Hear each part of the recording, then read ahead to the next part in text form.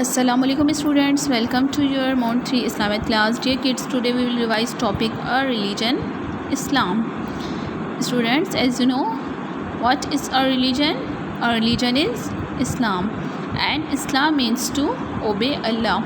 Islam means to obey Allah. Islam teaches us good deeds. Islam teaches us good deeds. Here's the question number 1 and 2. Let's revise the question number 1 and 2 and then memorize. Who are we? Who are we? We are Muslims. We are Muslims. Dear students, who are we? हम लोग कौन हैं? We are Muslims. हम जो हैं वो मुसलमान हैं. इस तरह से बहुत से रिलीजन हैं, मुस्लिम, हिंदू, एंड हमारा जो है वो कौन सा रिलीजन है? इस्लाम. और हम क्या हैं? मुस्लिम्स हैं. We are Muslims. What does Islam mean? Islam means to obey Allah. Islam means to obey Allah.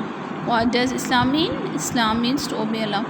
So kids, now it's your turn to revise question number 1 and 2 from book page number 4. Who are we? We are Muslims. What does Islam mean? Islam means to obey Allah.